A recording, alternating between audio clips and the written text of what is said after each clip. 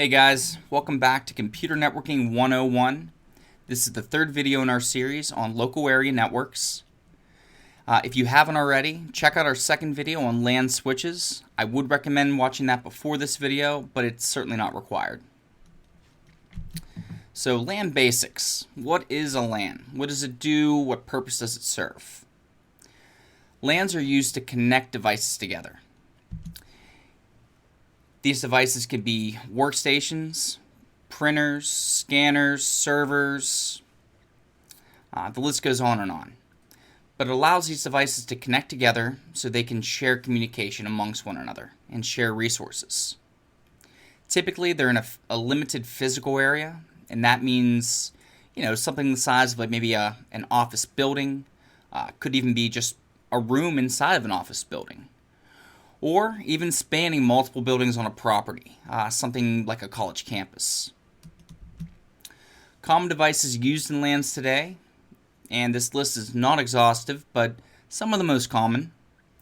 Router/firewall, and I put it that way because those two terms are becoming interchangeable.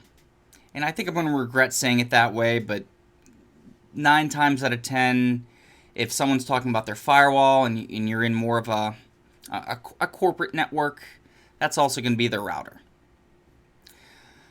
Next, we have switches, followed by access points, and last, we'll talk about servers. So what is routing? Routing is going to be the process of forwarding packets or moving the data from one network to another network. To put this simply, a router is going to join the networks together and then handle that communication when it's moving from one to the other. A router will also have at least 2 network cards or network interfaces. One of those interfaces is going to be physically connected to one network, and another interface will be physically connected to another network. Let's take a look at what this looks like. First, we have our modem from our ISP. That allows us access to their network and then out to the web. Next, we have our router. It's going to be sitting in between the modem and our network itself.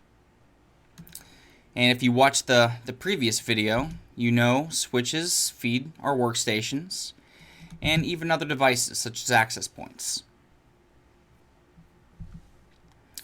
They can also serve a number of other roles. One common one being a DHCP server, and that's going to mean handling the IP addressing, handing out the IP addresses. Another is access rules. That basically means it's governing the communication.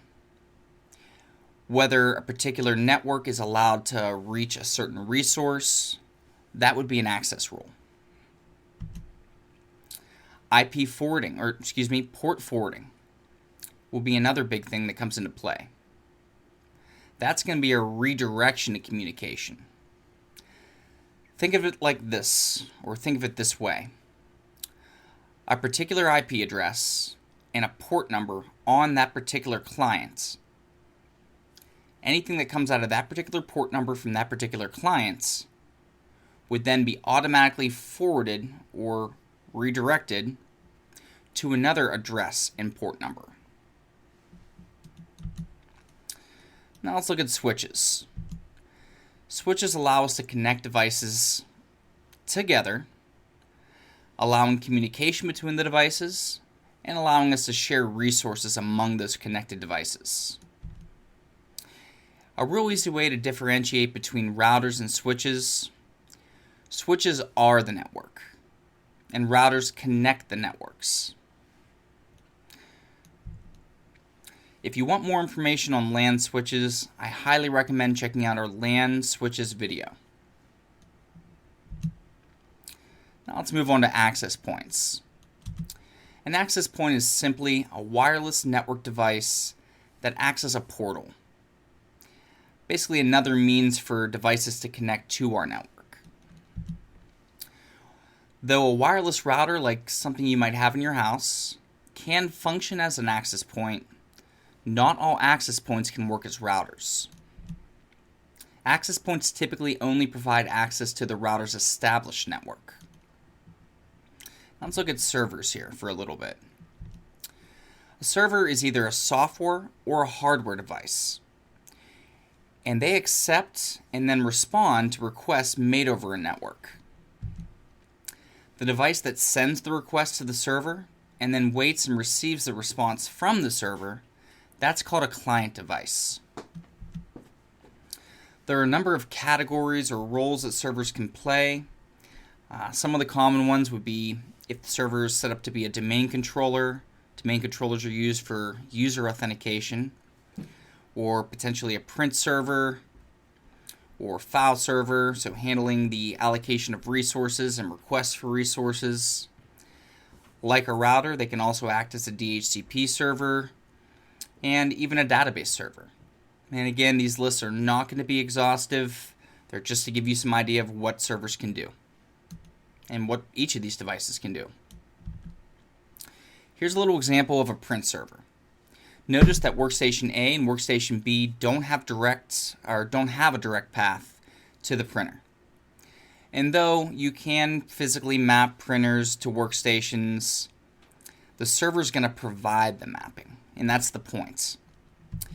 Here's workstation A sending a request to the server. We have the request leaving workstation A, hitting our switch, going to our server, and then the request being printed. Here we have workstation B, now it's in purple, hitting our switch, hitting our server, and the request being printed. And let's review what we've covered. LANs connect network devices to allow devices to communicate and allow devices to share resources, which is crucial. Typically, this is going to be done in a somewhat small geographical area, an office, a building, a college campus. Some of the most common devices used in LANs are routers, switches, access points, and servers. Routers are used to connect networks together, whereas switches connect devices together on the same network. Routers can also be used for a bunch of different roles. They can be used for creating and implementing access rules, so the ability for someone to reach a resource or to block that communication. Handling DHCP addressing, that's where it's handing out the IP addresses as new clients join our network, and many, many more things. Access points are only going to provide a way to connect to the network. They're not going to handle routing of the data. A lot of people get confused about this because of home Wi-Fi routers. Your home Wi-Fi router can be used as an access point, but access points can't be used in place of a router.